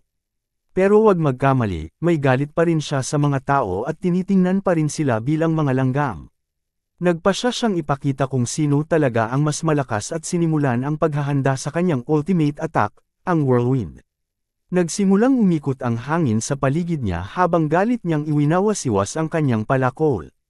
Mabilis na nagbabala si Kyle sa kanyang mga kasama na magiging totoo na ang laban. Sinabihan niya, si Leonhardt na panatilihin ang atensyon ng Minotaur at dalhin ito sa dulong bahagi ng battlefield. Si Leonhardt, na palaging masipag na kabalyero, ay mabilis na sumugod habang si Kyle naman ay siniguro na mabust ang depensa ng kanyang kabalyero. Ihanda siya sa paparating na bagyo ng pag-atake. Habang papalapit si Leonhardt sa Minotaur, inihagis niya ang kanyang espada sa halimaw mula sa ligtas na distansya. Umuungal sa galit ang Minotaur, lalo pang tumindi ang puot habang humahabol ito kay Leonhardt, na tumatakbo patungo sa dulo ng labanan gaya ng napagkasundoan. Isa itong labanang punong-puno ng tensyon, parang habulan ng pusa at daga. At perpekto nilang ginagampanan ang kani-kanilang papel. Nagsimula nang magbilang si Kyle mula 30, at habang ginagawa niya ito, nag-flashback sa kanyang dating paalala kay Leonhardt, na iwasan ang whirlwind attack ng Minotaur at huwag itong harapin ng harapan. Pagkatapos ng ganong malakas na kakayahan, mapapagod ang Minotaur at mangangailangan ng sandaling pahinga. At doon sila dapat umatake. Pagbalik sa kasalukuyan, 5 segundo na lang ang natitira bago mapagod ang Minotaur. Ang 5 segundong iyon ay parang walang katapusang paghihintay habang halos bumagsak na ang dambuhalang sandata sa ulo ni Leonhardt. Sa huling segundo, bahagyang nakaiwas si Leonhardt, isang himalang pag-iwas na halos ikinasawi niya. Takot na takot siya, hindi makapaniwala kung gaano kalapit siyang tamaan ng sandatang iyon. Pero masaya rin siya na ang lahat ng iyon ay nagbunga. Iniisip niya kung sadyang nagkataon lang ba iyon o kung talaga bang planado ni Kyle ang lahat mula sa simula. Agad na gumamit ng panibagong spell si Kyle, nagpapatawag ng ice crystals na nagpapakita ng buong lakas ng kanyang mahika. Pagkatapos niyang ihagis ang mga kristal sa Minotaur, tuluyan na itong bumagsak. At ang tanging naiwan ay ang dambuhalang sandata nito. Matapos ang labanan, abalang-abala si Ursula sa pag-aayos ng kamay ni Leonhardt. At nang gumaling na ito, taos-puso siyang nagpasalamat sa kanya. Samantala, tuwang-tuwa si Kyle sa kayamanang naiwan. At sabik na sabik siyang kunin ang lahat ng ito para sa kanyang sarili. Ang tambak ng kayamanan ay puno ng mahahalagang gamit. Nagsisimula sa isang baston na may nakakakilabot na aura. Ang bastong ito ay hindi lamang nagpapabilis ng paggamit ng mahika, kundi maaari rin itong i-store ang hanggang 3 spells. Maaaring gamitin ang mga nakaimbak na spell nang hindi kumukonsumo ng mana. At hanggang 2nd circle ang kayang tanggapin. Ipinaliwanag ni Kyle na sa fantasy defense, ang pagkuha ng baston na ito mula sa Minotaur Dungeon ay mahalagang estratehiya para sa mga mage. Dahil nagbibigay ito ng malalakas na benepisyo bago pa maging high circle mage. Masayang-masaya siya na dahil sa bastong ito, hindi na muna siya kailangang mag-alala sa armas. Si Leonhardt naman ay napatingin sa isang espada na nakita niya sa loob ng kayamanan. Sa isang tingin pa lang, alam na niyang ito ay isang napakataas na uri ng espada na may taglay na mahikang katangian. Hindi na nakapagtataka kung bakit ganun na lang ka-protective ang Minotaur dito. Habang nakatitig siya sa kayamanan, biglang bumalik sa isip niya ang isang alok. Ibinato ng ating bida ang tanong sa kanya, tungkol sa kung kanino siya maglilingkod ng buong puso, sa Marcus o kay Kyle mismo. Nakaramdam ng matinding pagkakonsensya si Leonhardt. Dahil ginagantimpalaan siya ng ganoong kagandahang loob ng kanyang batang amo, kahit na hindi pa niya kayang magbigay ng lubusang katapatan kay Kyle. Si Uriel naman ay nakakaramdam din ng guilt, dahil palagi na lang siyang tumatanggap ng mga bagay mula kay Kyle. Inamin niyang gusto rin niyang makatulong kahit kaunti, pero hindi niya alam kung paano niya mababayaran ang utang na loob. Kung tatanggap siya ng ganoong kaalagang kayamanan, pinakalma sila ni Kyle at sinabi na huwag silang mag-isip ng ganoon. Binigyang diin kung gaano kalaki ang naiambag nila ni Leonhardt sa laban ngayon. Pero sumang-ayon pa rin si Leonhardt kay Ursula, na ang espadang iyon ay masyadong mahalaga para gamitin niya. Napabuntong hininga si Kyle sa kanilang pagiging absurd, at ipinaliwanag na ang kagamitang iyon ay hindi lamang premyo. Inaasahan niyang lalakas sila gamit ang mga high-grade gear na iyon. Binibigyang diin niya na kailangan nilang palakasin agad ang kanilang kakayahang lumaban. Dahil kapos na sila sa oras. Ang kagamitang ito ay para matulungan silang mapabilis ang pagtaas ng kanilang lakas. Para sa mga darating na pagsubok, inamin din niyang may mga patakaran sa pag-uulat at tamang pamamahagi ng gantimpala mula sa mga high-grade dungeon. Pero sinasabi rin niyang wala siyang balak sumunod sa mga iyon sa pagkakataong ito. Gusto niyang itago ang kanilang bagong lakas at ang kayamanan mula sa buong pamilya. Sinabi niya kina Urshel at Leonhard na sila lamang ang tunay na mapagkakatiwalaan niya sa ngayon. Hinimok niya silang tanggapin ang mga artifact, paunlarin ang kanilang kakayahan, at tumulong sa kanya sa harap ng papalapit na kadiliman sa pamilyang Keltarian. Binigyang diin niya na ang pagiging malakas ay susi para sa kanilang kaligtasan. Pagkatapos ng seryosong usapan na ito, nagpasya si Kyle na oras na upang simulan ang kanilang paglalakbay patungong Infilm. Ang dalawa niyang kasama ay buong positibong tinanggap ang kanyang mga sinabi. Handa nang tahakin ang landas at harapin ang mga darating na hamon. Hanggang dito na muna mga kazens ang ating kwento tungkol sa ating bida na si Kyle. Sana po ay nagustuhan ninyo. Huwag kalimutan mag-subscribe sa ating channel, mag-like and share sa ating video. Lubos po kaming nagpapasalamat sa inyong walang sawang pagsuporta.